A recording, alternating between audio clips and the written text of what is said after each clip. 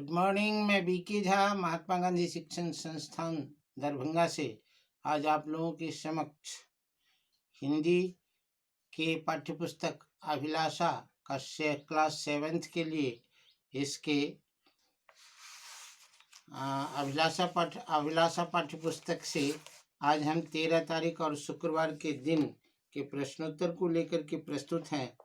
तो हम कल जो है इस वीडियो पर पिछले वीडियो में आप लोगों को वस्तुनिष्ठ प्रश्नों के उत्तर बताए थे।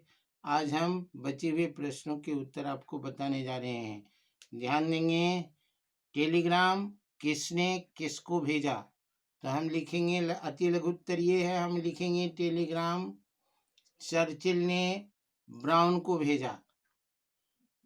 चर्चिल ने ब्राउन को क्यों बुलाया था, तो हम लिखेंगे चर्चिल ने ब्राउन को उसके दुश्मनों के ड्रेडनॉट जहाजी बेड़ा को नष्ट करने के लिए मिशन पर भेजने के लिए बुलाया था। लघु उत्तरीय प्रश्न है कि ड्रेडनॉट को नष्ट करने के बाद भी ब्राउन और उसके साथी जलमग्न क्यों रहे, तो ड्रेडनॉट को ध्वस्त करने के बाद भी उनके साथी और ब्राउन जलमग्न इसीलिए रहे कि दुश्मनों की सेना उनके जहाज़ों को खोज रहा होगा और मिल जाने पर उनके जीवन और उनके जहाज़ को खतरा था।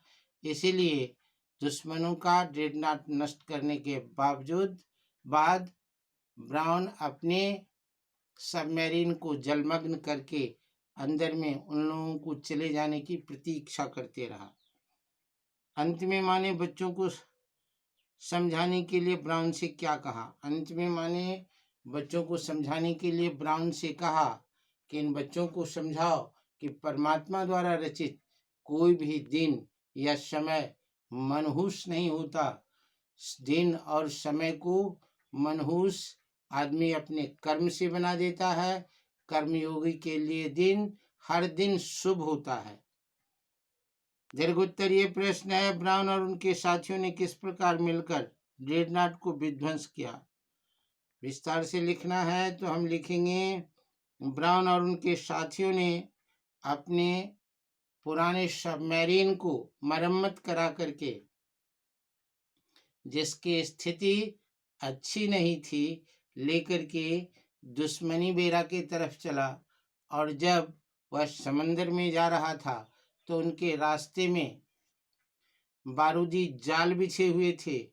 जरा सा भी गलती करने पर उनके उस सबमरीन का परखच्चे उड़ जाते, लेकिन उनके साथी और वे बड़ी सतर्कता से अपने जहाज को छुपते छुपाते उस पनडुब्बी को लेकर के दुश्मनों के जहाज के बेड़े में पहुंच गया और किसी तरह से वह पानी के अंदर चलने वाला सबमरीन ऊपर आकर के ड्रेडनॉट पर गोला दाग करके उसे विध्वंस कर पुनः जलमग्न पानी के अंदर में डूब गया। इस तरह से बड़ी चालाकी से दोनों वे और उनके साथियों ने मिलकर के ड्रेडनॉट को विध्वंस किया। सबमरीन को अपने गंतव्य स्थल तक पहुंचाने में ब्राउन को किन किन कठिनाइयों का सामना करना पड़ा। सबमरीन को अपने गंतव्य तक ले जाने के लिए ड्रेडनॉट के प्रोटेक्शन में, सुरक्षा में दुश्मनों के अनेक पनडुब्बियां घूम रहे थे। इधर आने वाले हर जहाज पर निगरानी कर रहे थे। ऐसे में वहां पहुंचना काफी मुश्किल लग रहा था और पानी के अंदर में वाटरप्रूफ बारूदी जाल बिछाए हुए थे, जिसके कारण अनभिज्ञ नाविक अगर उधर से गुजरता तो उनके जहाज का कल्याण नहीं था। वह जहाज उनके टूट जाते, उसे ध्वस्त कर दिया जाता। लेकिन ब्राउन के अनुभव और उनके साथियों की सतर्कता से वह अनेक तरह के कठिनाइयों से जूझते हुए बचते बचाते अपने सबमरीन को लेकर के गंतव्य तक पहुंच गए। पाठ के आधार पर ब्राउन के बारे में कुछ वाक्य लिखिए। तो हम लिखेंगे ब्राउन एक जाबाज सिपाही का नाम था जो लंदन के नौसेना में काम करके सेवा मुक्त हो चुका था।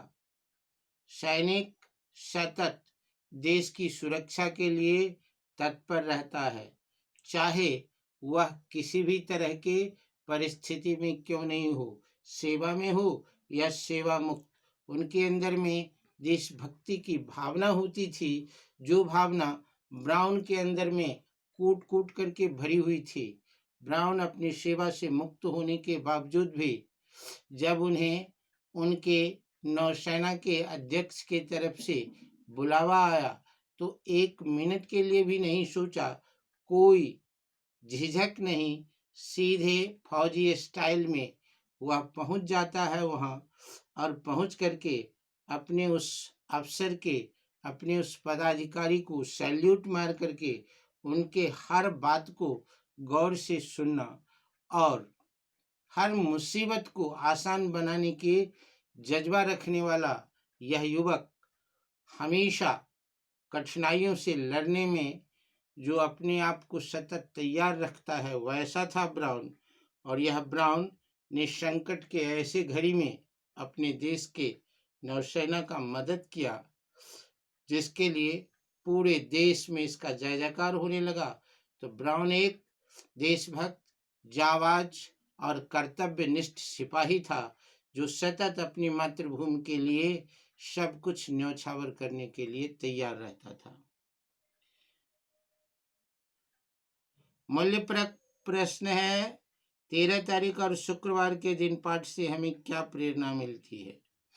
तो हम लिखेंगे 13 तारीख और शुक्रवार के दिन पाठ से हमें यह प्रेरणा मिलती है कि वह आदमी कायर और मनहूस खुद होता है जो दिन और समय देख करके काम करने के लिए चलता। कर्मयोगी जो होता है उसके लिए सतत सब समय उपयोगी है, एक भी मिनट के समय को बर्बाद करना उनके स्वभाव में नहीं होता। तो हमें इस पाठ से यह सीख मिलती है कि हमें कर्मनिष्ठ बन करके समय का कभी दोष नहीं देना चाहिए। अगर कहीं पर हमें असफलता मिलती है तो वह असफलता सिर्फ हमारे कर्म के कारण मिलते हैं, भाग्य कुछ भी नहीं होता। भाग्य सिर्फ कर्मों के फल होते हैं जो उपहार स्वरूप हमें अच्छे कर्म करने के बाद मिलते हैं। यही संदेश हमें इस पाठ से मिलता है। तो इस तरह से आपके प्रश्नोत्तर समाप्त हुए। आप अपने उत्तर उस पुस्तिका में अंकित कर इसे याद करने का प्रयत्न करेंगे। धन्यवाद।